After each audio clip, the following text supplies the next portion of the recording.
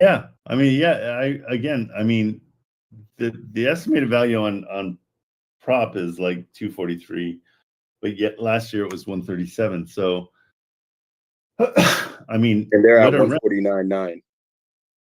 what are rents? Yeah, it would rent. I mean, it rented for I think 1675. I think it was.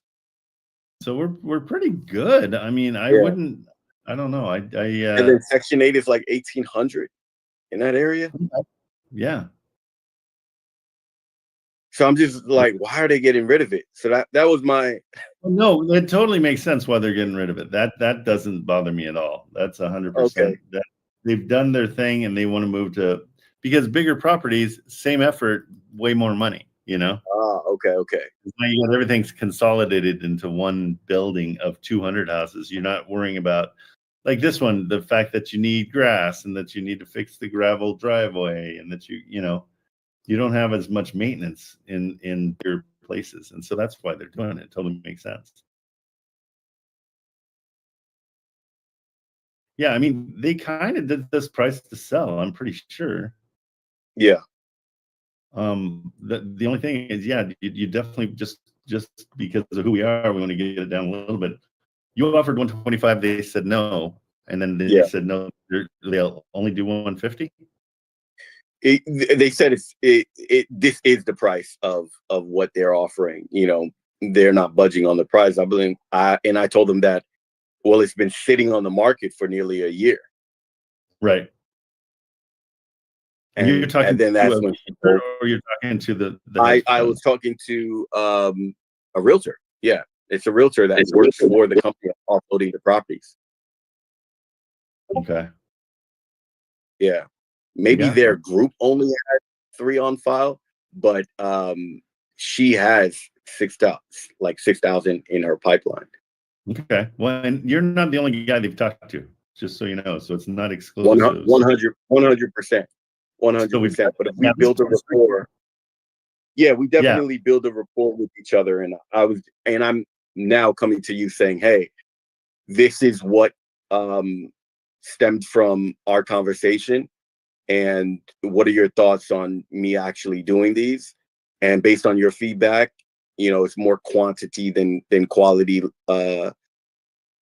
quality revenue turnovers. Right. But if I can prove myself with them, then that Then you're good quality to go. revenue Right. turnover would be there. Yeah. How long is it going to take you to go through 10,000 properties? Yeah. This is, For yeah. sure. Again, like if you're thinking long term, sometimes you don't make as much on each one. If you're making Yeah, 500 or 1,000, like you really got to sit back and think, wait, when's the last time I made $500 for making a phone call, and putting for something sure. together? Like, that's great. Like, I think we hear all the marketing, we hear, $20,000 assignment fees and all that stuff. And I'm just like, oh, come on, let's go down and be realistic and just let's start moving things instead of trying to get those $20,000, $100,000 assignment fees. I think if you build up a rapport, that stuff will come, but you Yeah. got to prove it. Okay. Yeah. All Copy that. I'll definitely make note and make sure that but you don't, I just want to be sure, if I do get it, if I do lock it for 125, it's a hard sell. Oh, I think the 125 is fine. I think that works. On 149. Oh, I'm sorry. You said 125 just now. Yeah, on the price, the Yeah, listing in price this is situation, 150, because and the I'm trying to rents, get it for 125. What's right? the The rent. highest I could go for an all cash offer? Is that the highest? No, like if rent's supported, so that's I think you're fine. So just as long as you're running your numbers and you're over 20%, you're good to go. Okay, awesome.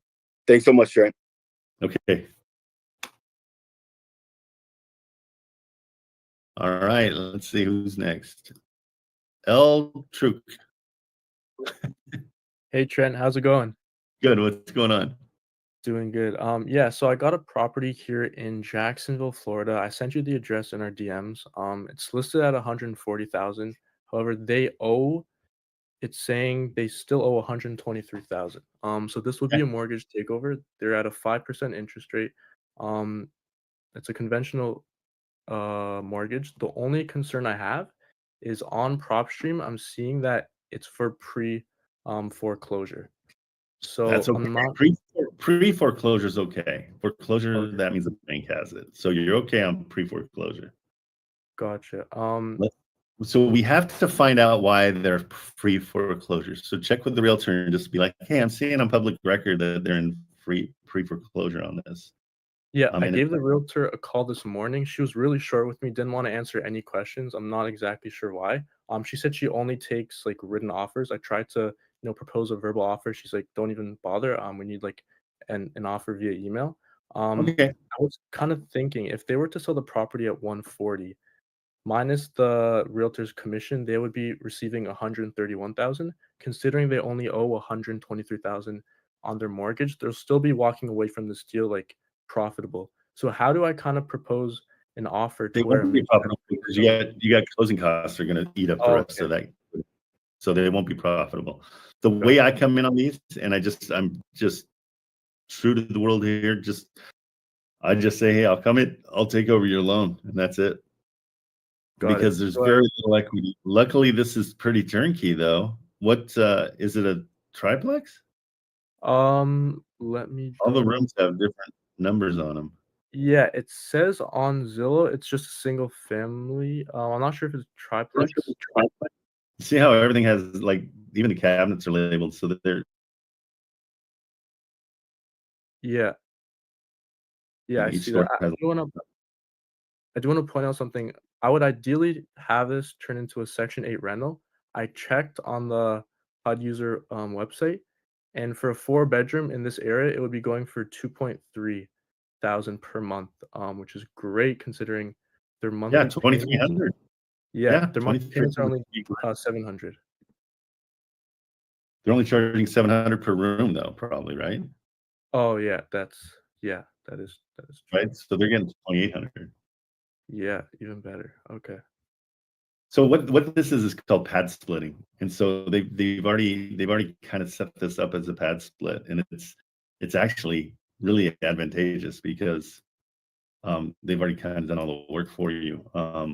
Is it rented out right now? Yes, yeah, there's tenants in there right now. Yeah.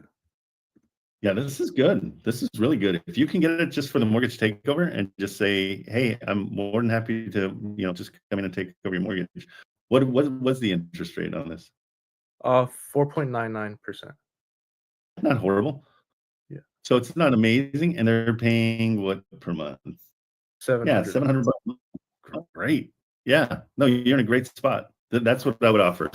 It's just like, hey, we'll come in and we'll just take it over. You don't have any equity, and I wish I could tell you you do, but you just don't. Gotcha. And should I come forward and say I'll cover all closing costs and I'll pay 3% to the realtor? Never, No? ever, ever pay the realtor. Ever, ever, ever. Gotcha. Never. Because the realtor is contracted with a seller. Okay. We don't want to lose that money. You're basically the realtor in this situation. And so that's where you're trying to grab your assignment fee.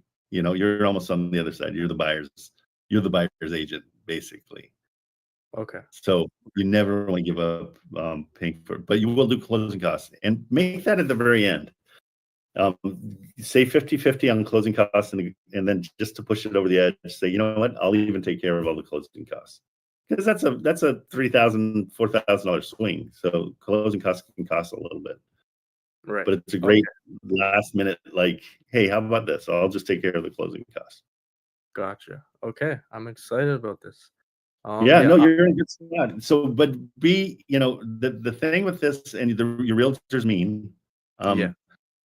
If you need me to call on this, let me know because I just have an authoritative voice and I don't care about people that are mean. It doesn't bother me at all. And Yeah. so I can turn her pretty quick. And Okay. you'll see because what she's doing to you, and the whole reason she's being mean is she knows she sniffed out the fact that you're a wholesaler.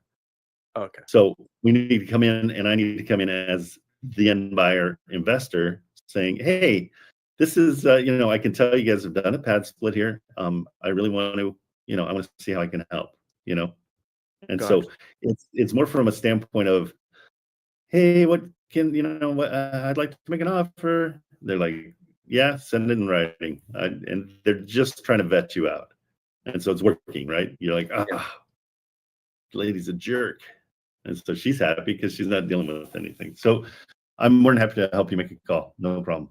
For sure. Yeah, if you would be able to, that would be great. Let me send you over her number right now. Is there like a specific time that No, we you can would do it. If everybody's cool with doing it now in the chat, are you guys cool with me just calling this just so you guys can kind of see what my way of doing it would be? I got yeses all around. Okay, what about guys on the waiting in line? I don't want to waste your guys' time. Are you guys cool? Just raise your hand if you're cool with me making this phone call real quick. We got a thumbs up, and D Walker doesn't care. Thumbs up all around. Okay, cool. Her name Let's is do it. Melissa, by the way. Huh? Her name is Melissa, by the way. Melissa. Okay, and I'm gonna send you my. You get an iPhone? Yeah, I do. Okay, I'm gonna send you. Or is that her number? That's her number. Yeah. Okay, I'm gonna send you. Okay, so what I'll need to do is send me your number. Sure. Well, actually, do you want to be on the call and just say that you brought in one of your bosses or something like that? Yeah. So you want me to give her a call and say I have my boss here to just kind of speak with Or you? you can say I have my investor. Like I've got the guy that is. Yeah. I mean, you can call me whatever you want to. I don't care. Okay. Yeah, for sure. I can do that. And then you want me to just merge you on the call? Yeah, let's do that. I'll send you here. You call me. I'll send you my phone number. Okay. Call me because I do it all from my iPad, and so it always takes me a minute to get it set up. Connected to you. iPad and Trent's MacBook Pro 2019. Okay, I'm gonna give you a call. So you want me to call you and then merge Melissa, or? Yeah, just call me right now, and then let's make sure everything sounds good and that everybody can hear us, and then and then we'll do the call. Are you calling from Toronto? Is that you? Yeah. Okay. Call 14372. Okay.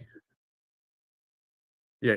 Can you hear me? So yeah, and so just mute on your side just so we don't get massive feedback. Yeah, for sure. Do you want me to like mute the Discord or my phone? Probably your phone. I think Yeah. you're okay on the Discord. For sure. Okay. Sure. Okay. Yeah, and her name's Melissa. Melissa, yeah. Okay, cool. And you're going to introduce me, okay? So Yeah.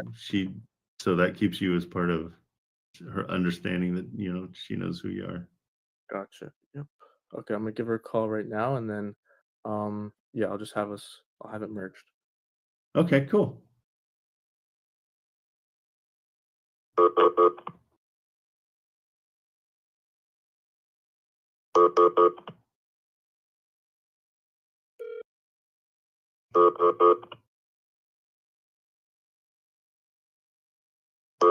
Hey Melissa, it's Xavier calling back again. I have my investor who's here ready to jump on a quick call just to get some more info on the property to discuss things further if you're available for a quick little chat. Is it okay if I merge the call with him? Thank you.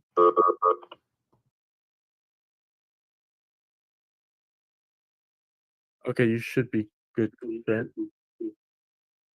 Melissa. Hi, how are you? Good. Just a reminder, we're calling you about 8053 Lexington.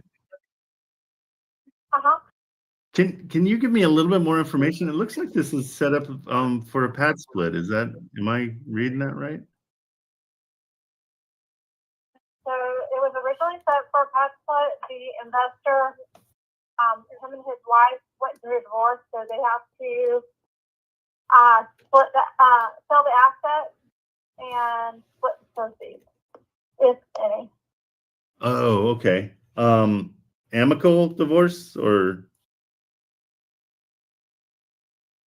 you could say it was amicable, but money is involved, and we know when money is involved.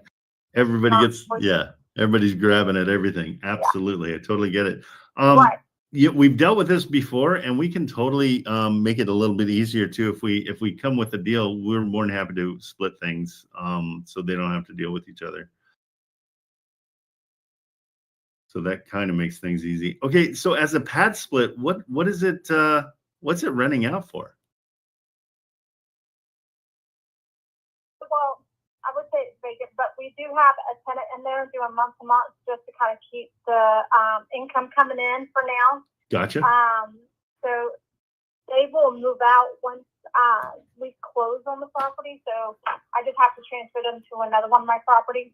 But essentially, when we were doing the pad split, we were renting it out like $145 a room, and then it got down to about $135 because obviously pad split started getting a little bit more popular, so it became a little bit more known in this area, and it became a little bit more competitive.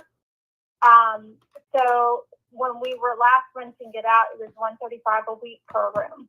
Oh, per week, per room. Good. You scared the crap out of me there. I'm like, that's nothing. Oh, I'm sorry. It's just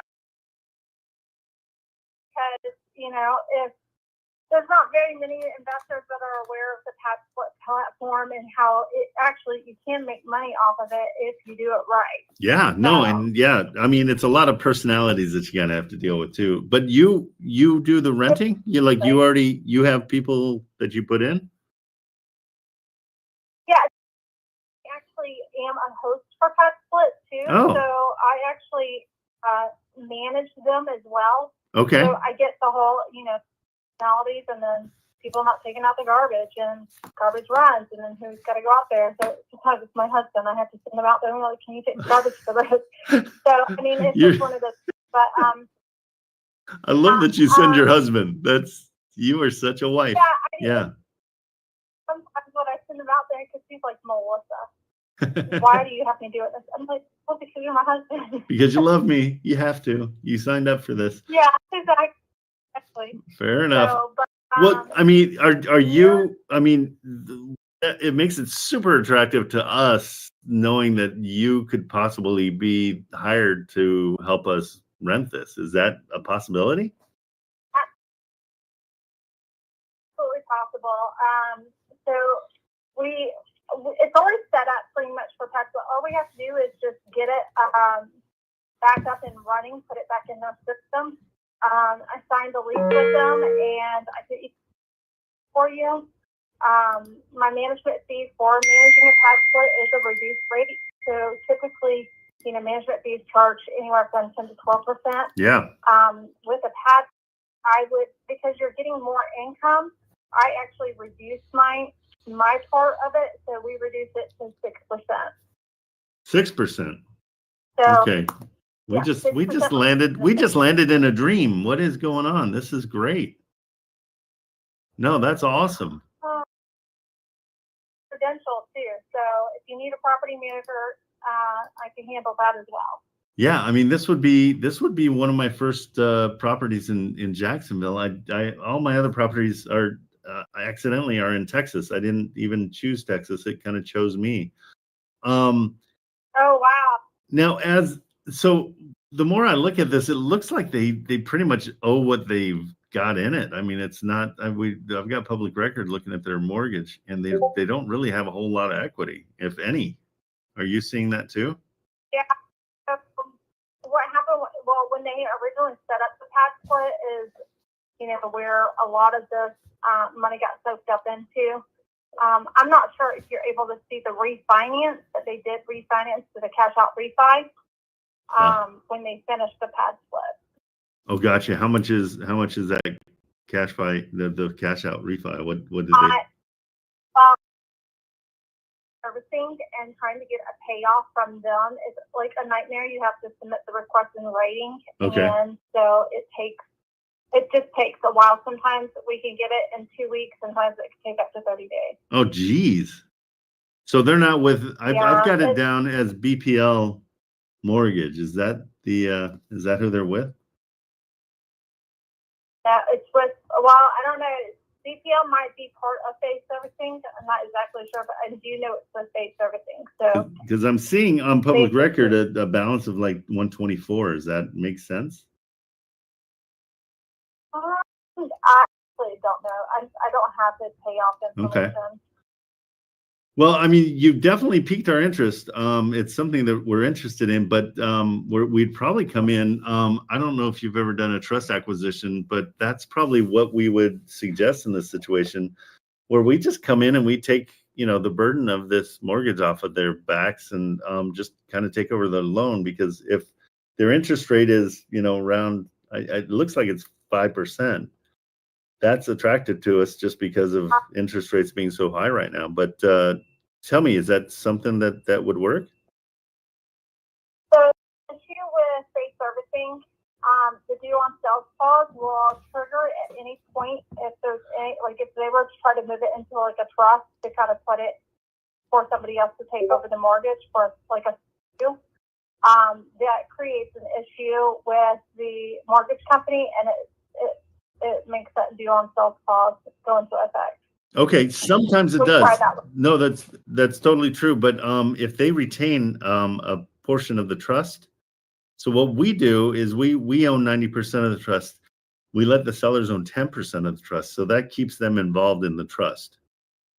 And so millions of properties are put in trust every year, and the due on sale clause won't be triggered because they'll still be 10% owners of the trust. They'll have zero obligation to the trust and zero.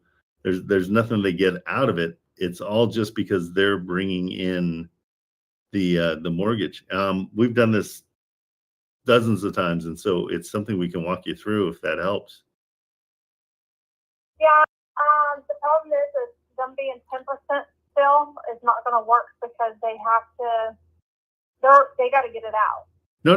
The LLC. 10% is purely just for them to bring the mortgage in. They have zero responsibilities, nothing else involved at all. But it's a guarantee that the mortgage will be paid. And if we miss 3 months in a row, that all goes right back to them as their guarantee. So we're not in the position to default on any of these because that's not what we want to do as investors. But that's their guarantee to make sure that they get it back in case whatever happens. But we've never had a default, and we never will because it's not to our best interest. Right. I do know that he spoke to a real estate attorney, and I kind of was on that conversation as well. But they did say that once a foreclosure started, even if you were to move it into a trust, the original owner cannot circumvent the foreclosure because the foreclosure is on everybody that's involved. Oh, how much do they owe so on the that- foreclosure? How far behind are they? I didn't realize there was a foreclosure. Well, how far behind are they? No, but what I'm saying is the foreclosure will not, like, if anybody else are added parties to it, they get pulled into it, but you can't circumvent the foreclosure. Totally Only way understand. to get out of it Is it a pre-foreclosure though, or is it actually a foreclosure? Because if it is actually totally in foreclosure, then I totally get it. We have come in pre-foreclosures and we just pay up the arrears, but it sounds like they might owe way more than. I think it's a lot than what it's actually reporting at this moment because of the simple fact that I knew that the tenants literally called me last week and said, "Hey, we just got served that we got to." Oh yeah, you're in foreclosure. You're not. It's no longer pre. Okay. Oh Yeah. well, shoot. So, I mean, otherwise this would be great. That's Hey, why- if you have anything else though that that kind of fits the bill for this kind of stuff, we are always interested, and so you can send that off to us whenever. I appreciate you. And then if you ever need property management, you can definitely reach out to me. And my name is Melissa Beebe. You can literally Google my name and you will have my phone number. I already put you in my contacts. Perfect. Okay, Melissa, thank you so much. You have a good day. Okay, see ya. Thank you, Melissa. Thanks. All right. So that one thing we didn't realize was it's in full foreclosure. It's not just, are you still there? Where are you? I lost you. Hang on, let me bring you.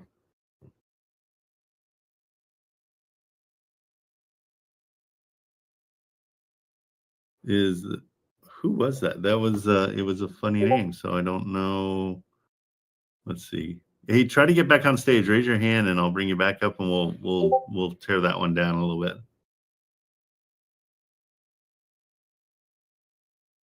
His name is Eltra? Eltra? Okay. Cool. Perfect. Thanks, guys. Thanks for helping me out. Okay, he hasn't raised his hand again. He might have just okay, so guys, like those pad splits, not a bad way to go. When she said 135 and I'm like, wait, it's $500 a month? This is terrible. But then she's like a week. I'm like, oh, hello. Do you guys see him back here? I don't see him. I'm just looking in the audience. Yeah, he's back. He's just said he's got a bad connection, so it's not working. Oh shoot. Okay. Well, hey, I want you to keep in touch with her. She's awesome because she, as a realtor, is going to solve problems. Anything that you're buying in Jacksonville. Is that where it was? Yeah, Jacksonville. She's got a pretty good lay of the land, and she's doing the pad splits, which is massively lucrative.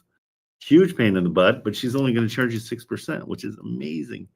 So definitely, like, let's keep her involved.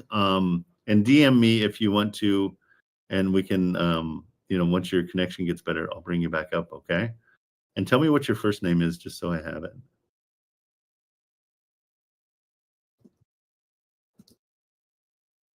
There we go.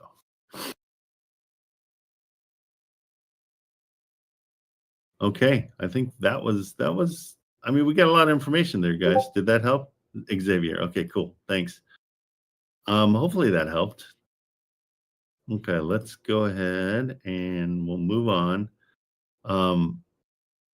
But realize, Xavier, that's a good realtor. You need to stay in touch with that realtor for sure. Okay, Wes, what's going on? Okay, can you hear me all right? Yeah. Okay, I'll try to make this quick. You better. So you so you piqued my interest, man, on a few things. So let's just talk about that last phone call for just a brief minute. Absolutely. I was not aware that in a pre-foreclosure that you could just catch their arrears up. So thank you for clearing that. Thank you for clearing that up. I didn't know that. So you would be amazed. You would be amazed at how much you can get them on the day of. And what I do is I log into the mortgage portal and I just pay it up. And it's so simple. It's almost crazy because there's going to be some lawyer fees that come with it because they've already hired the lawyer. But you just literally go into the mortgage portal, take over everything, pay it up, and then you can do everything after the fact. Oh, so you'll do that before an actual closing, which is dumb, and I don't suggest it. But you can. That's why I was asking. But their motivation's ridiculous. They'll say yes to anything. So that's why. Right, I understand. Okay, so basically, it sounds like once the list penance is filed, that's a no-go. That's a totally different ballgame. That's a cash deal now, isn't it? Now that's the bank owns it, and so and again, I think it's a huge opportunity for somebody to get educated. I just haven't had time to educate myself. But if you get a relationship with a bank and they don't want the house, they really don't want the house, and you can come in and satisfy whatever it is they need, then you get a house. So I think it's a great way to do it. I have not done it yet, so I'm not going to speak on it. Okay. But see, I always overlook the foreclosures and the pre-foreclosures because I'm not sure how to really handle those. I know. Okay, yeah, right. I'll stop doing that from now on. If I can close a pre-foreclosure, I'm comfortable enough doing that. I've been investing long enough. I know how to protect myself. Yeah, exactly. Okay, cool. That's cool. Perfect. Okay, couple other things. So I heard you say your family's in the mobile home park business. That's where I started, man. I started buying and selling mobile homes. I mean, I made a fortune doing that. You know, buying. People would give me these homes. They would literally give them to me, and I'd sell them for $10,000, $12,000, $15,000 cash in less than a month. Or I would take, or I'd set up, notes on them. You know, man, hey, look, $300 down, $400 down, $500 down, $1,000 down, whatever you can afford. It makes sense. So I personally love that model. It's not for everybody. I understand that. No, as long as you're flipping them, I just don't want to rent them. I don't want to. Man, you wouldn't believe how many parks I call that are for sale because I'm looking for a mobile home park, and everybody wants to cap in the rate, the rent for the mobile home. I don't want to own the mobile home. I'm with you. I don't want to own. I'm gonna give the home away to them, and I'm gonna crank the lot rent up because that's easier. I'm very familiar with the mobile home park business. That's cool. Okay. Where are you out of? I actually live in Mesa, but I'm from Wayne County. Oh, okay. Yeah, okay, so cool. But it's too expensive out here in Mesa, from what I found, to be able to do anything like that. Yeah, no, it's. I mean, obviously, go ahead. They're 500 million. I mean, yeah, I mean, 50, $60 million properties. I mean, these things are expensive. Yeah, they are, but they're gold mines, man. They are. If you can get it for the right price, and I love when you call a realtor and they say, "Oh yeah, it's a cash cow and it's a cash cow on property," and I'm like, "Yeah, for the current owners, but not at the price you're offering that. It's not going to cash cow for us." Exactly. And they hate that. They hate that because when you know what you're talking about, it doesn't take you long to realize who doesn't. You know what I mean? Well, and really, that's what realtors are looking for. They're looking for their hand to be held, which is, and so often what happens is everybody is looking for credibility, and if you give it to the realtor and let them and kind of help them out a little bit, they'll be your best friend forever. I have noticed that a lot of sellers out there, and a lot of realtors, they're looking for what I call the greater fool theory. Who's the bigger fool than my client was to pay more than my client did?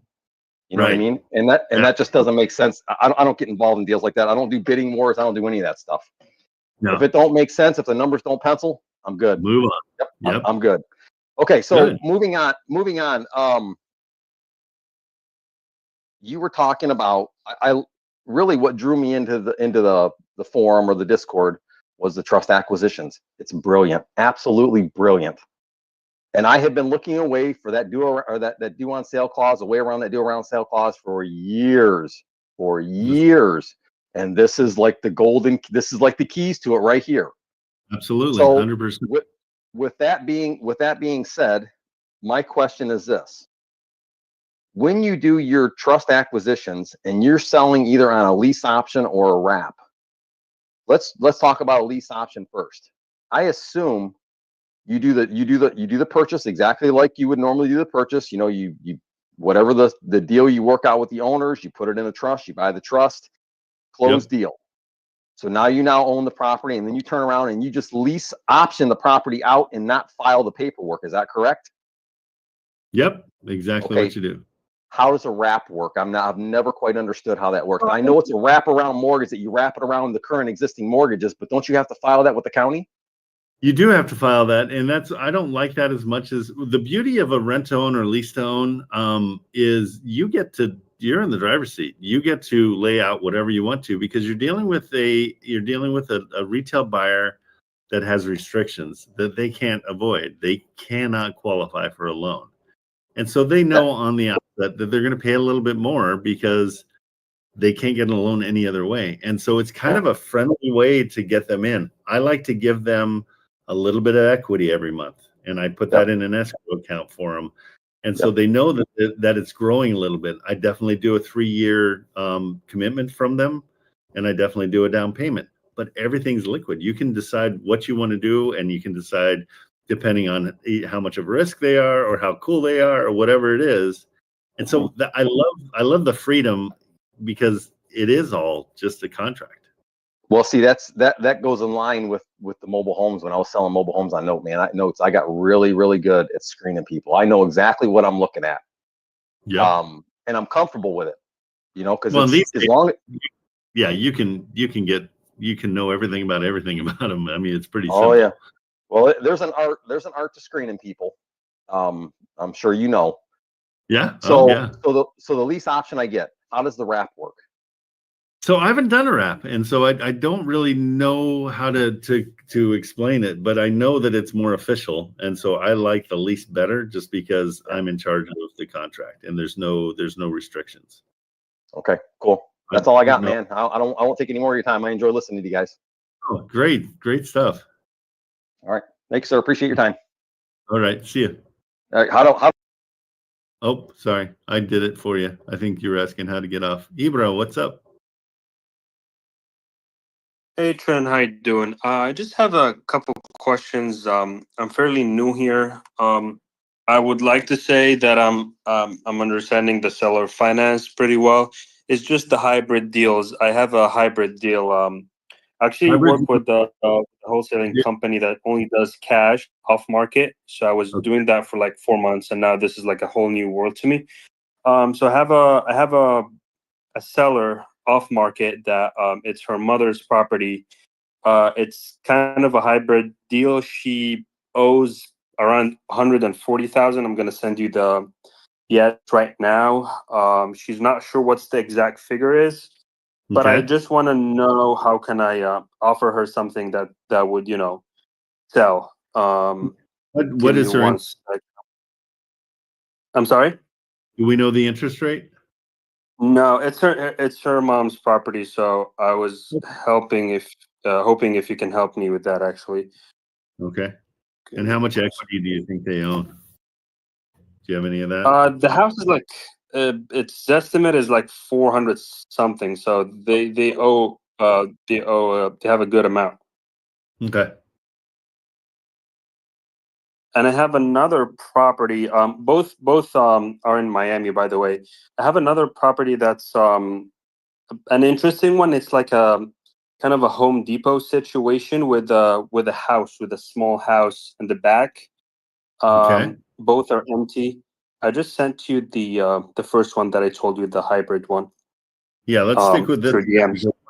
My brain bleeds when I do two things at once. So stand by. Let's Absolutely. My bad. And I mean, if I could buy a Home Depot, that'd be great. I mean, hey, if you're a buyer, let's go. Who wouldn't want a Home Depot? Just spend your whole day just walking around. Okay, so this one's pretty hammered.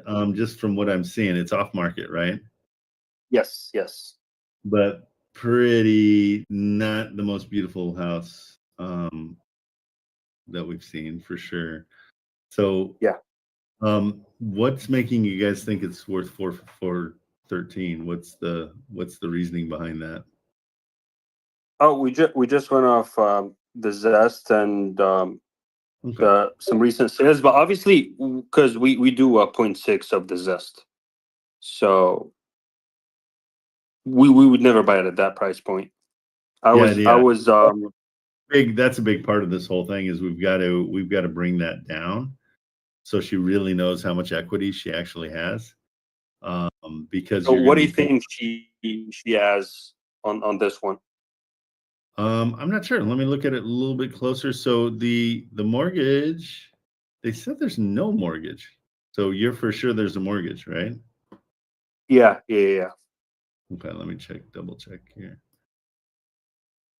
She's not sure what the mortgage is or the interest rate since it's her mom's house.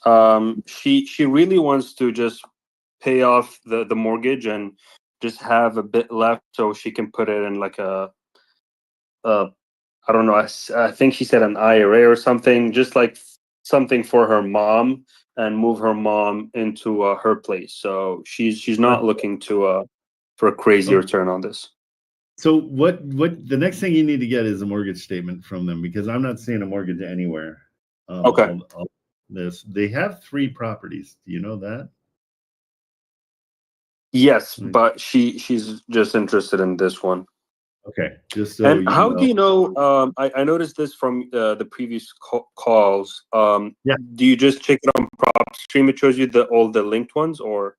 Yeah, I use a couple different ones just to check, and yeah, PropStream gives you the linked properties, and I love that tab because it gives you a better idea of, is this a major investor? Is this somebody who's got a few properties, and you can tell that they've been in it for 16 years, 14 years, 4 years, and so they've got they've got a property in Texas that is rather new, but it's probably just land.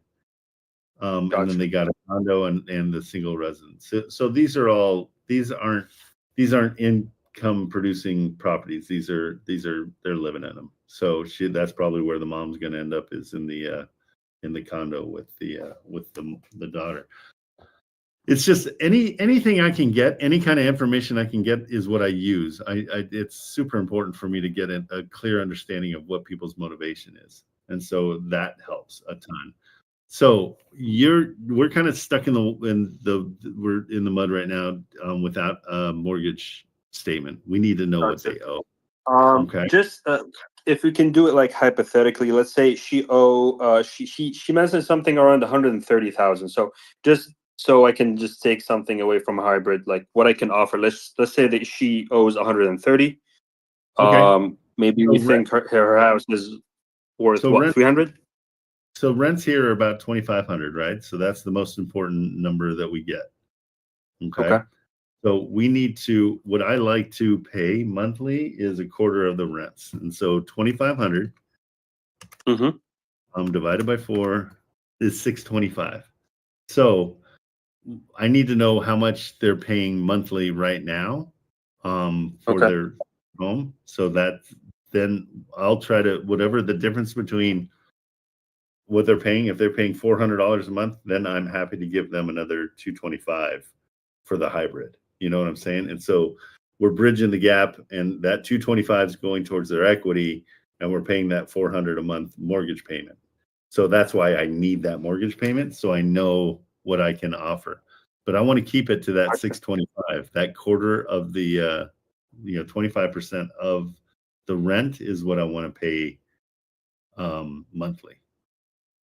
Monthly period for them and to the gotcha. So it all depends on how we split it up. I mean, if for some reason, if their mortgage is super good and it's only 300, then I would do 325 to them. So I still, that 625 is the number we want to stay, because that will make a cash flow positive situation. See what I'm saying? Okay, and how much would you offer? Because again, I'm not sure how the hybrid works. How much would we offer to take over? That's it. You're hearing it all. So a hybrid is, you're doing seller finance. So that hypothetical $300 a month on their mortgage that they're paying, and then we're going to pay another $325 because again, we know what the rents are, and so we're doing based on 25% of the rents is what we're going to pay out, and so that $300 for the mortgage, and then we're going to pay them $325 to get to that $625 monthly payment for their equity. So as long as we can keep it in there, that's where we're at. Does that make sense? All right, and and for down payment, or we're just going to take over their nothing, we're just monthly payments. Don't do anything because it's all I don't do anything. I just don't offer a down payment, because if we is that why you have the 0% in your name? I've always wondered. I love it. You're like, this is my friend right here. Okay, gotcha. No, but it's again, we're always searching for the motivation, and you nailed it. I mean, she is at the point in her life where she just wants to live with her daughter, and they're just trying to get this taken care of. And so, again, we don't know what the mortgage is, and so knowing that mortgage number is going to be huge. We also need to find out exactly what we think it's worth, and we're not going to pay that. We're trying to get a deal still. And so sometimes I'll go on Zillow and just use that second map.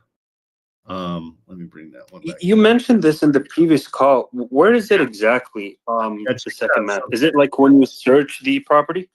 Yeah, so click on the main page where you've got the Zestimate price, and roll all the way down to almost the very end, and it's called the neighborhood. It's like a neighborhood map. And I go to that, I expand it up in the upper right. I see it. Yeah, upper right hand corner, expand that, and then there'll be a second map, and click lot lines. And so it shows you, and you can zoom in and out. It shows you kind of the neighborhood just at a snapshot. So you're not sitting down and trying to figure out the exact deals, but you get an idea of the neighborhood, like 401, 447, 436.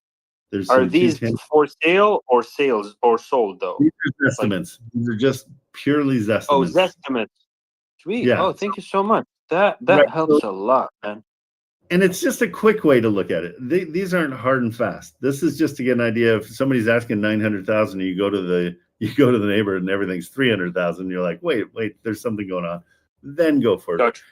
Everything I do is so I can get on the phone fast. And so these are just little things. And then once I get a deal going and people are interested, then I start doing my numbers.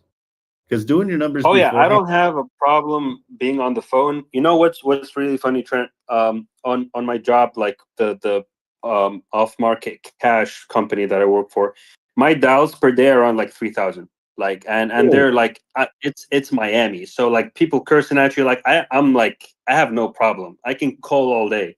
But now since I have to do research, and I'm like, oh, I'm dreading the work because I have to like make everything like know what I'm talking about and then talk to the realtor. But I'm not like I'm listening to her advice. I'm just gonna call up the realtor as I'm the end buyer. And my pitch is like it's been on the market for a while. So what's going on? Is there something that I'm not seeing? And I feel like the best persona for us is I'm a new investor. It's a simple, like, you're not trying to say I'm an acquisition manager. You're not saying I work for anybody. You're like, hey, I'm new to all this. Please, like, don't beat me up too much because I'm going to say some stupid things and I just need your help. And they'll be like, oh, yeah, no problem. Let's do it. I love it. The call I made, I mean, she was shutting him down, right? She was shutting Xavier down because he was your bestie, though. He was being tentative about things. And so they can sniff it out because they hear it 400 times a day. And so if you come in with some confidence, and the confidence, I mean, if we could sell confidence in a bottle, like, we'd be all set. I've got 3 kids, and my kids, we call it blind confidence. They have confidence for absolutely no reason. That's great. But it's something that we've instilled in them, and I have it too for no reason. I mean, there's no reason I should have any confidence, but I mean, but that's the main thing is if you can exude that confidence on the phone and kind of give it to the realtor to have that confidence back, it's so much different. And that's why talking to her, she was totally cool. There was no problem. You know what I mean? But sometimes we get inside her, and that telegraphs to your phone call. Like, people can tell that you're like, oh, because anytime you want anything from anybody, that's a nerve-wracking thing. But if you make it that you're coming to help them out, then it's a whole different feel. So that's absolutely. Yeah, get that mortgage statement and let's go further with this. I'm back at 8:00 in the morning tomorrow for sure. So if you get that mortgage statement, bring it back tomorrow. I'm gonna be a bit greedy, Trent. I don't know if it's possible. Can you check out the other address that I sent you, the Home Depot one? Let me check it out. You're so greedy. So it's a weird one. It's 2 addresses. If you go on Miami-Dade County Property Appraiser, that helps to like visualize it more better than Zillow. But I mean, you do your thing. Send me that link and let me see what you're talking about. So you have to search both of them to get it? No, it's just like when I do it on Zillow, it's the one address is the Home Depot and the other address is the the house that's behind it. The house is like in horrible condition. It was just used as storage for the Home Depot. Again, another off-market direct for sale by. I'm talking to the owners. They just want to exit. Oh, I see. I'm sorry, did you say something? It's an actual Home Depot, or is it you're just saying it's like a hardware store? It is a hardware store. It's not actually Home Depot. It's just like a same category. Yeah, it's on Crexy too, and there's a ton more photos. That thing's hammered. Yeah, what is Crexy? Crexy, CREXI.com. I got every single search thing out there just because I like to be able to. Yeah, I see what you got here. What's the price tag here? So, they want 1.5. Yeah, I'm sure. And that's $0 down. $0 down for 1.50% interest. Oh, Or if it's like 1.4, they want some down payment on it. So it's like a seesaw kind of thing. It's a working hardware store. Like it's full. Did you know that? Yeah, they also said that they want to like sell it with the inventory, but obviously if the buyer doesn't want it, they can deal with it. But okay, so they're not still renting this. Golly, there's a ton of crap in there. This is a hoarder's dream. Yeah. I know that they're very ambitious with the price. Because again, we offered 0.8 tops for both properties. But I'm talking to the daughter. She's really sweet, and she just wants to help her parents. They're the ones like managing the store, and now they're older and can't do it anymore. So I'm like, hey, let me see. I just got into this new community. Let me see if I can get creative and help you out. So I honestly don't know if even 1.5, 0% down, 0% interest is doable. I would like to think that it's attractive, but I don't know, since it's a mess. Well, it is a mess. We got to figure out what it rents for. Like a storefront like that, it's going to need $100,000 in repairs, and so this is almost a seller finance situation where we can say, hey, we can give you $1,000 a month or $1,500 a month, for the next 10 years. It just needs so much. Are you in the area? Yeah, I'm overseas right now, but I'm in Florida. I'm based in Orlando, but I go to South Florida a lot. Because it's a true value hardware store, which with that comes they'll have certain rules because it's a franchise, and so I don't know taking it over how that works. You're dealing with a business, and it looks like it's got a ton of inventory, and if the inventory comes with the whole thing, I mean, it's one of those things where you kind of want to come in and lowball it, but I just don't know the area, and I don't know why they let it get so dilapidated. You know what I mean? Yeah, and I feel like it would be most convenient for like a tailored end buyer, like someone in that business that's looking to expand or something. That would be like, if I find that person, I'll make a lot of money. What I would do is I would go into them for half of what they're asking, like right around 700 grand maybe, and on a seller finance situation, and just tell them, hey, this is going to take a year to get up and running and get everything going. And so the only way I could do it is $1,000 a month, paying towards that 700 grand, and see if they're into it. Because that just would be 1,000. Absolutely. Yeah. That would be an insane deal. Like if you could walk into that for, seller financing, 0% interest, maybe we do a down payment of 10 grand, just so they're getting something. But there's going to be so much work that needs to be done on this, and we're gonna it's like a huge fix and flip. I mean, it's brutal. Gotcha. You're talking 7,400 square feet of fix and flip.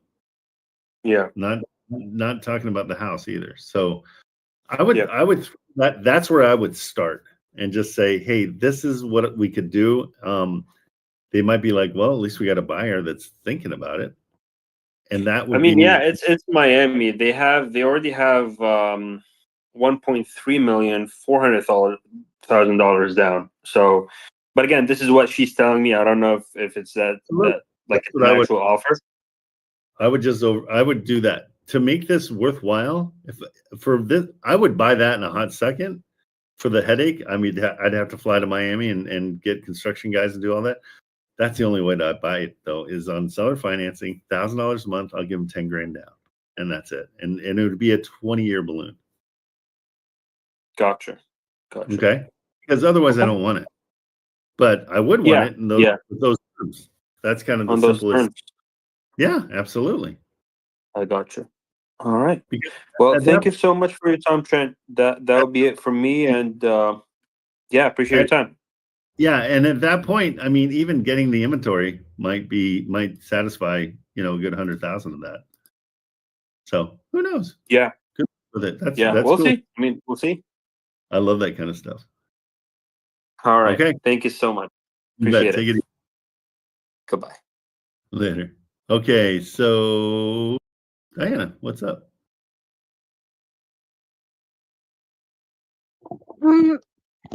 Yeah, so hi. All right. So I'm good, and yourself? Good, thanks. That's good. What's happening? So I just made my first official call, Good. like Monday or Friday, I forgot. But Okay. so the house is up for sale. It's been on the market for almost 300 days, like 260 something days. So the owner of the house passed away, and it's the children trying to um sell the house. I sent you the address. Okay, cool. So the realtor did say that there was no form of mortgage on there because it's the children and stuff. And I'm like, okay, so there's no mortgage. And she's like, yeah. I did ask how the condition of the houses was. She said it was in good condition. They just finished painting and kind of fixing some things here and there. She said the roof and the foundation were in great condition. So I'm like, okay, cool. So I am not sure how to come up with an offer. She did say that the kids are willing to negotiate Okay. anything. I just don't know what to offer because when I go to the calculator on the what's it called? The docs, there's the buyer entry fee is a little it shows red. Even if I do the um offer amount or even if I lower it. So I'm not sure if I'm doing something wrong or Well, what. that theater is rough. So you're doing everything right. It's just hard. So don't you're probably doing everything right. So don't even worry about that. Let me ask you, what do you speak Spanish as well? I sense an accent. Okay. Yeah. My suggestion, you've got a superpower that I don't have. You can talk to Spanish speaking realtors. So do not be afraid to do that because that's the easiest. Because are you super comfortable with Spanish? Yeah, it's my first language. That's your first, like, okay, so you will be dynamite when you're dealing with anything like in Texas, New Mexico, Arizona, near the border. You will be heads and tails above what I can do in those situations because you can build rapport in Spanish, which is huge. Okay, so this is, I mean, it needs major updating. It's rental ready.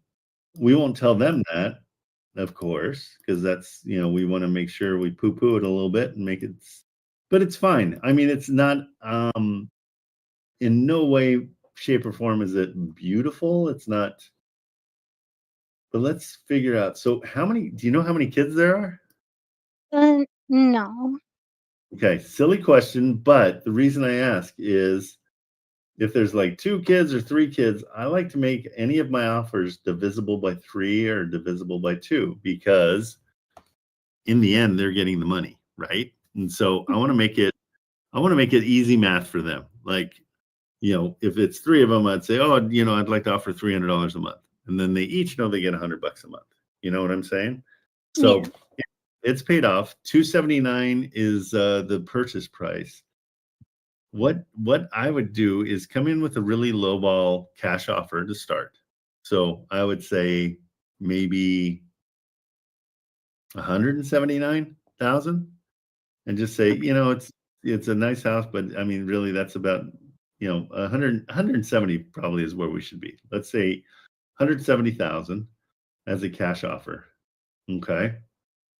Because the rent there is about 1,300. So in this situation, it's not going to cash flow. And so as an investor, it's not something that's that desirable because it doesn't cash. Okay. So that's where you start. And with that cash offer, they're like, oh, kind of let down, and they feel bad. But then you come back and you say, but in order to get to your $280,000 price tag, I could do that, but it would be on a set of payments. Okay. And since we know that it rents for about 1,300, right? Is that what we figured? Did you see that as the right rent? Yeah, 1374. Okay, perfect. And so I would come in and say, what I can do is I can offer you that. I can get you that price, but it's going to be over time, and it's going to be. I want to incentivize you to take a set of payments, and here's how we figure out the payments. So this is the important part. We start with the rent at that 370. I'm sorry, 13. What did I say? 1375. Is that what I said? Yeah, 74. So, and we go divided by 4. And so we get a payment of about 350. So I'm taking 25% of that rent. Okay. And it comes out to roughly about 350. Now, depending on how many kids there are, we're going to adjust that to be divisible by the number of kids. So if there's 3 of them, we'll say, 300. We'll drop it down a little bit. So it's each person's getting $100. If it's 2 of them, then let's make it an even number. So they each know what they're getting. We'll tell them that we'll pay them that 350-ish over the next 10 years. But we'll also give them, we call it 280.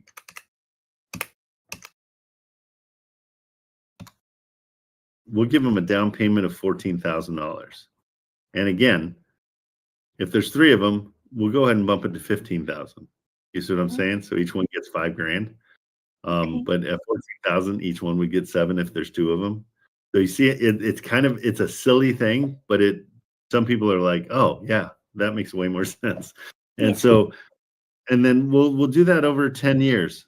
We'll pay them off completely in 10 years. They'll get a balloon payment for the rest of the remainder of what is owed in 10 years. And it's really that simple of an offer. Start with a cash one, bum them out, make them sad, and then come in and say, to make it work and explain to them that this doesn't cash flow at their price. So we have to do a set of payments to make it cash flow. So it's attractive for an investor. Okay. So 170 offer price with maybe 15 down. And the cash price, we don't do anything down because we're giving them all that money. 170 is, so you don't have to worry about a down payment. Okay.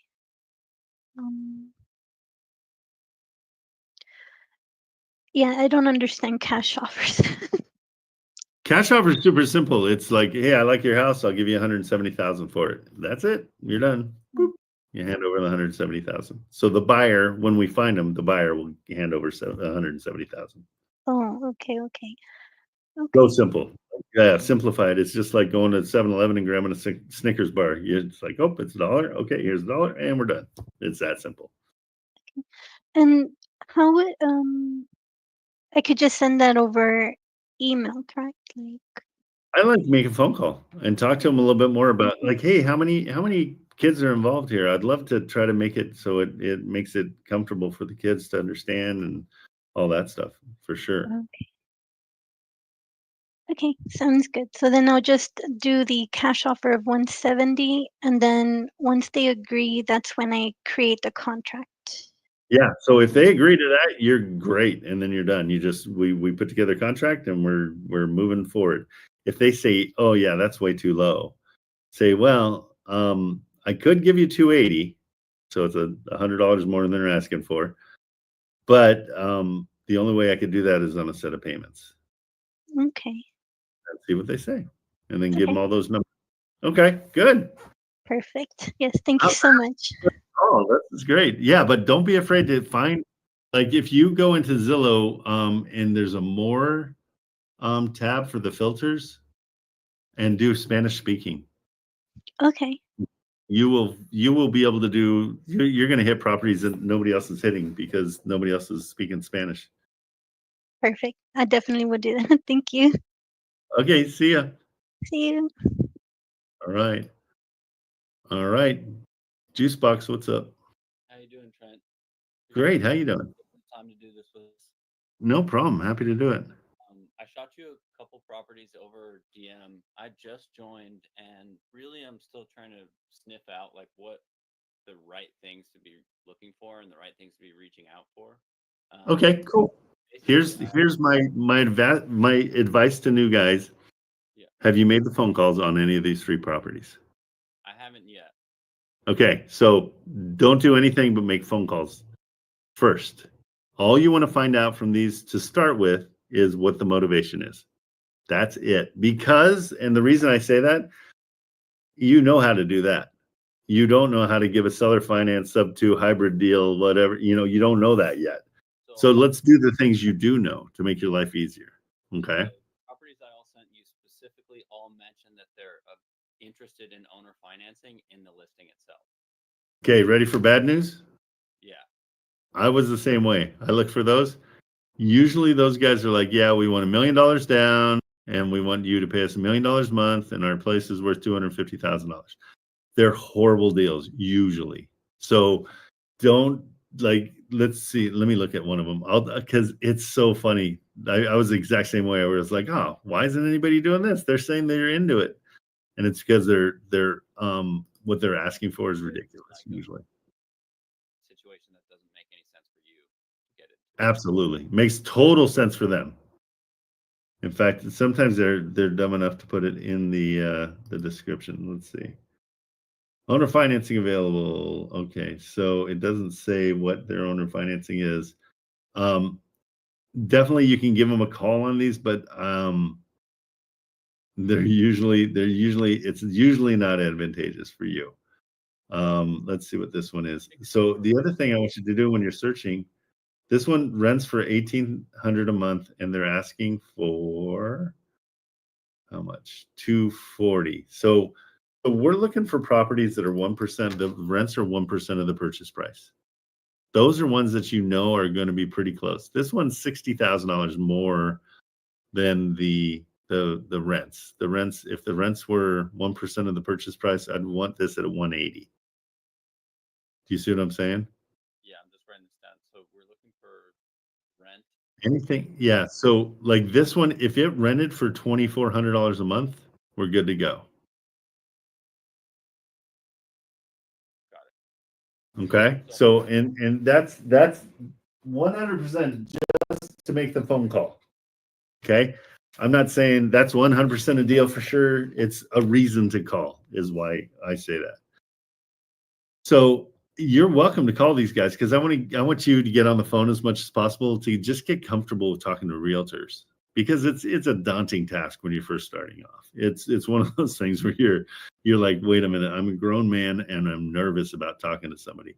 And the reason you're nervous is because you haven't built up your confidence yet. And so I usually tell people to call 20 properties that they don't care about and just get on the phone and chat with the realtor and chat with them about what kind of things you're seeing in the pictures. Like, hey, that front walkway is totally destroyed. That thing needs to be completely, is that's tripping hazard. It's do you see that? And they'll say, oh yeah, we know about that. And on this first one, I can just run through like little things you can talk about, like, hey, is that floor actually wood, or what kind of material is that? And they'll be like, oh no, it's that laminate stuff. And you're like, oh, okay, cool. And the cabinets, like, okay, are those cabinets pretty new, or is that something that's been there for a while? And they've been there a while. Again, you just want to build a rapport with the realtor. It's just chatting with them about things that kind of don't matter. Usually things that you know the answer to too. And just chat with them. You want to also other business. What's that? You and I are in the same. Like, I'm in production. Oh, no kidding. What do you do? I'm a DP, and I have been for the last like 15 years in New York. And then Oh, no kidding. Literally all of a sudden in the last year, it's gone away. Since COVID, I got destroyed at COVID. Like, because what I do was I DP home stories with athletes for ESPN and ABC Sports. So we would go and visit Michael Jordan at home. Two things killed me. COVID killed me because then we couldn't go into anybody's house, and social media, because nobody cares anymore because they're doing their own videos. Everybody wants the cheap, fast that feels YouTube. and blah blah blah. But anyway. Oh yeah. No kidding. What do you shoot? I do mostly branded content. In the past, it'd be like, Ford has some rock climber that they want to do a story with, and they're like, my Ford takes me where I need to go, blah blah blah. Oh yeah, no, you and I do the exact same thing, 100%. Yeah. What camera do you shoot? I have an FS7 that is my kind of like old faithful, and then I rent whatever the kind of job works for, whatever is good for the job. Yeah. Yeah, I bought Arri about 10 years ago, and I can't not shoot with an Arri. It's like it's just, it makes our job so easy. Yeah, that's crazy. Yeah. Well, good. Yeah. No, that's awesome. Yeah, no, same situation. Totally. And there's about 7,000 of us that are all dealing with the exact same thing. Luckily, I got during COVID, I got Pepsi and Frito-Lay as a client, and so that's helped a ton. So I'll shoot BTS on a lot of their commercials, and so that's kind of fun for Super Bowl commercials and stuff like that. But good, I'm glad you're here, because it is one of those things. I've gotten obsessed with it. I really have. I love it as much as I do production. Doing this, believe it or not. I can feel that, like, I've been watching Richard's stuff on Facebook or on Instagram for a long time, and it's like I like the idea of it all, and I like the chasing, finding the deals and stuff like that. But I'm just having a hard time wrapping there's 11 million places for sale in America, and so I was like, all right, I'm going to try and filter through who's already available or interested in seller financing. And so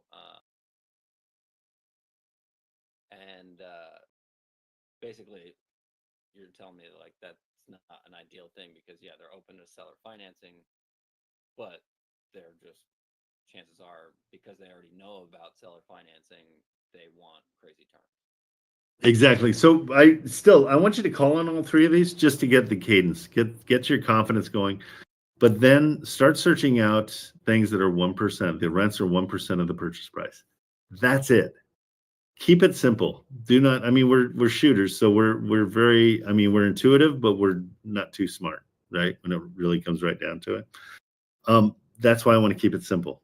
So find those and call on them. And every single time you call, all you want is the motivation, because, and like what we do, I want to tell the story of what's going on. And so I want to know that, mom died, there's 3 kids and they're all split in the house. I want to know all that, because then I'm way better at negotiating how to fix it for them.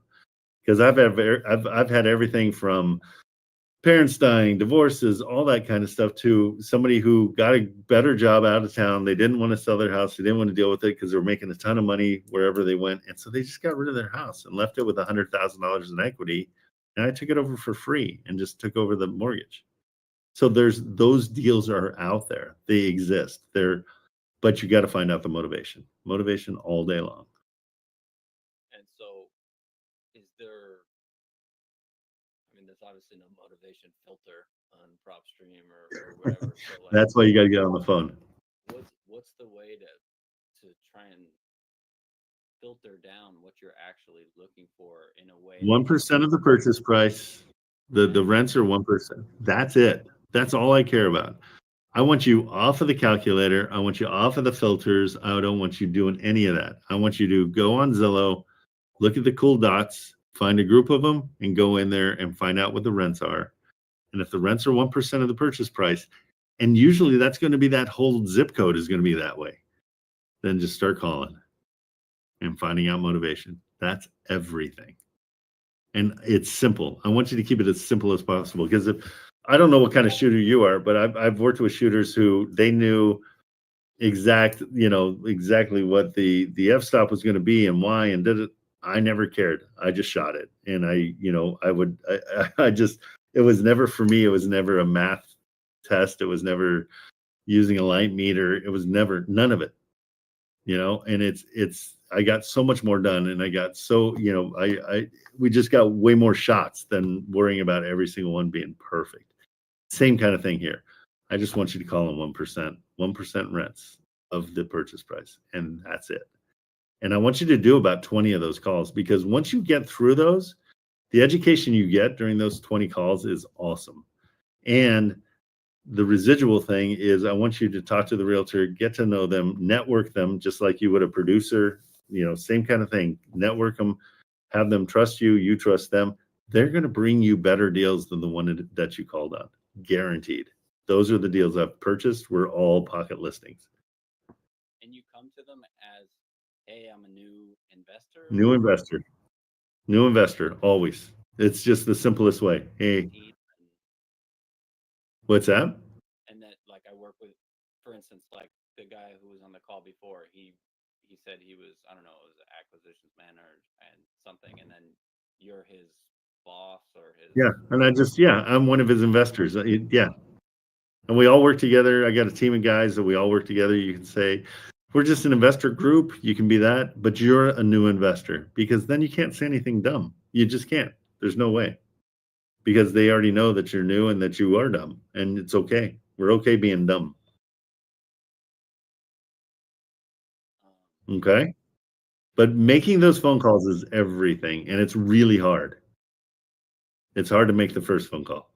Guaranteed. Do you want to make it right now? Sure. Okay. So let's call. About the one in Detroit, the 800,000, but it's basically. Let's call it. Don't think about it anymore. I don't want you to think about it anymore. Call it. Okay. Right now. Let's do it. Like on the call? Yep. Are you on your phone or are you on your computer? I'm on my computer. On my phone here. Perfect. Yep. Call it. So just real quick, there's a setting that we need to change for noise suppression. If you go down to the left-hand side of the Discord where your name is, do you see where that is? Go up 2 rows and it says video connected. And then right to the right of that, if you roll over it, it will say noise suppression, and it's 5 vertical lines. And just click on that and then turn it off. Turn it off. Perfect. Off, yeah. Got it. Perfect. And that way we'll be able to hear your phone call. Okay, so we'll call Detroit. What am I trying to get out of the call, I guess? Their motivation for selling. That's all you care about. That's the main thing. I want you to build a rapport, though. Act like you're directing an athlete or somebody to do the shot you need. This is the being friendly. Just build the rapport. And there's a lot to talk about with this place. It's kind of looks like a castle. It's kind of cool. It's huge. It's 12 beds, 12 baths. You want to know, there's a million things you can ask about this. Wasn't planning on doing this. I know, that's the whole point. That's my favorite part. Because again, it's nerve-wracking, and that's why I want you to get over it. Put it on speaker? Yeah, please.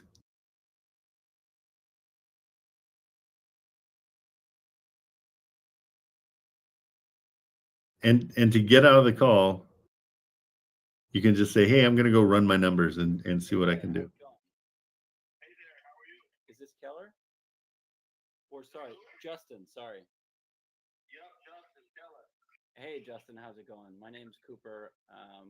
Full disclosure, I'm a new real estate investor, and I just wanted to get some details on this property. There don't seem to be a ton of pictures. Flag? What's that? Is this Cooper Flag? Nope, my name's Cooper. Oh, just Cooper? Yeah. Oh, okay, I didn't know if it was Cooper Flag. I'm not familiar with Cooper Flag is. He's gonna be the next star in the NBA basketball. He plays in college right now at Duke. Oh, nice. I'm more of a Formula One guy. We can go on that all day. Gotcha. Okay. But so I love the look of this place. It looks like a cool castle, but there's just not a ton of photos. So I was just trying to figure out what the motivation for selling it was. What property is it? Sorry, I should have mentioned that. It's 1413 Rochelle Street, Detroit. Yeah, so you have Rochelle and you have Shaner. There's 2 different properties. One's a 12-unit Rochelle, and Shaner is an 8-unit. It's being sold together as a 20-unit. 20 units together, $800,000 for both buildings. Cash flow is ridiculous. It's at a 15% cap rate.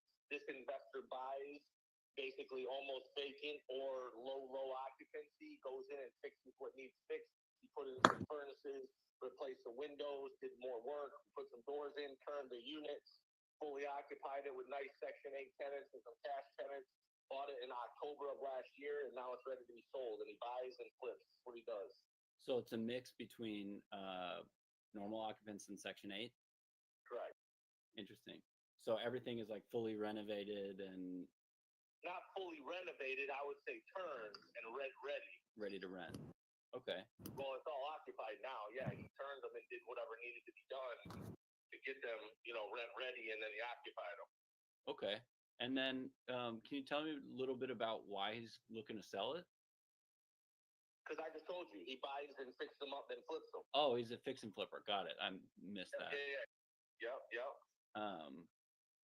And so, do you have any more photos? I don't. I have a picture of a unit in there, don't I? Yeah. It's just kind of tight photos, and I can't really see everything in there. So I was just wondering if there was any more.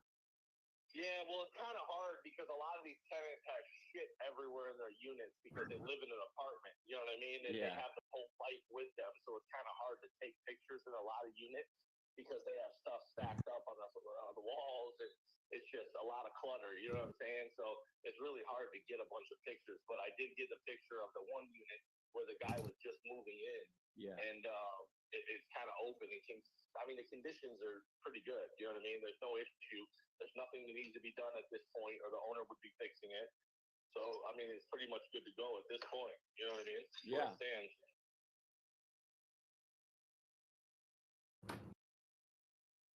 Sorry, I'm just rereading the listing right now. I'm trying to find out if I have any more questions. Sure. Rents. Can you tell me what each of these units are roughly renting out for?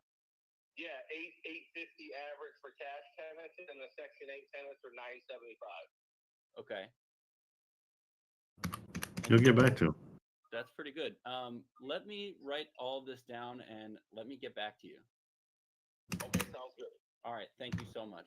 Thanks. Have a good one. Excellent. You did great. That was huge. No, you really, seriously, that was great. How you feeling? Terrifying. No, it's like, yeah. It's honestly, I feel like I need some sort of AI call. No. I have no idea what he just said. It's just like. That's totally fine. You're doing great. You can always record your calls too. But okay, so here's what we know. We called on something that was $800,000 with 12 beds, 12 baths. So we know they're all 1-1s, right? But we also know he's got another, what do you say, 8? Yeah. There's a 12 so 20. Yeah, so 20 total times worst case scenario, 850.